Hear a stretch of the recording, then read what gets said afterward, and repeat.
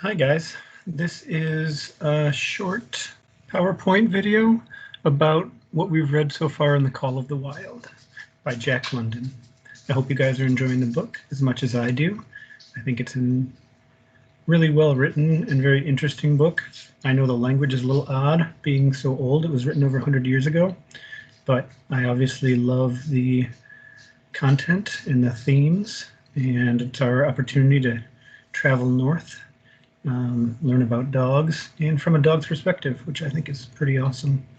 The author, Jack London, is a really interesting guy. I'm actually going to share some more information in print and a video about him. But he traveled to all these places. He grew up in California, where they start the book, but he also went up to Alaska and northern Canada. He traveled through the Pacific Ocean. He had a very interesting and short life. So here are some illustrations of what Buck would have looked like. Buck was a mix between a St. Bernard down here in the corner and a Scotch Shepherd, which looks a little bit like a collie, like Lassie even. So put those two together, the huge, strong German Shepherd and the smaller, more agile Shepherd, and you get Buck, who weighs about 140 pounds, which is pretty heavy for a dog. The red spot down here in California, excuse me, this is the Santa Clara Valley, where Buck began his life in Judge Miller's estate with all that land and the kids and the other dogs and the easy living, falling asleep by fire at night with the judge. So then he would have traveled from here, California, by rail up north. Now we're in Canada, and that's where this map picks up to Alaska, and then he was put on a ship for the rest of the trip to Daya Beach. His rail would have looked something like this, the train he was on. Sometimes this would have been a shorter trip than what he took to be sitting outside like this, but the train would have looked similar, and he would have been in a crate in one of the back rail cars, which was no fun at all. The ship would have been a little bit nicer because of the fresh air and the open areas to walk. Dogs tend to like traveling by ship, and Buck didn't talk a whole lot about it on the book, but they can also get seasick. So hopefully Buck had an easy journey there because life was about to get pretty challenging. Here are some dog sled teams.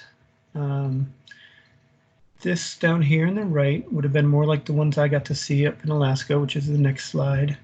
They're lighter, they're faster, they're used for racing. They're long sled races up in Alaska and Canada, just like there are car races down here or horsing races. And they pull a sled with a driver. These up here would have been more like Buck. They're much bigger, you can tell, and stronger. So they're used for carrying heavier loads, but they go slower. And this same thing here, this is a nice indication of what it would look like. In our story, they're not pulling the people. The people walk along with them, Francois and Perrault. Sometimes one up here, one back here. They could put their feet on the sled and get pulled, but they wanted the dogs to have an easier time because they wanted to get there faster. That's how they made their money, bringing firewood, mail, whatever their freight was. For the dog racing, like down here, they do ride on the sled because the dogs go faster than the humans can. Here's the dog team I got to ride up on the glacier in Alaska. That's me with one of the lead dogs. See how much smaller they are? Thin and fast. And if you look real close, they've got booties on to protect them from that ice because we're on a glacier, it's all ice. And I know I told Naima, I'm not sure who else heard, but they'll lay down like this and just wait. They're happy, they're content. That fur keeps them warm. But as soon as they hear the driver pull the rope or give a command, they start leaping up in the air. They're so excited to pull. They love the work. It's pretty cool. It's what they're made to do, I guess. Now here is what a camp might have looked like for the miners and the workers like Francois and Perrault. Sparse, Nothing fancy, just enough to keep you somewhat dry and warm. And of course, the dogs didn't have that luxury. They slept outside, but they got smart and buried themselves in the snow. And then their fur in that snow creates a barrier and keeps their body heat in and keeps them warm and safe through the night. And the round trip from Daya, the reason they start at the beach is because that's where the ships can come in with supplies. And then they have anywhere from a 200 to 600 mile trek with the dogs to get supplies and mail. And like I said earlier, the faster they go, the more money they can make. Perrault and Francois work for the government.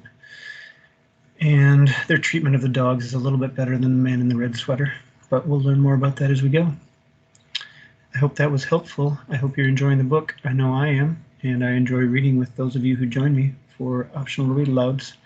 Have a wonderful weekend. I miss you all, and I hope to see you soon.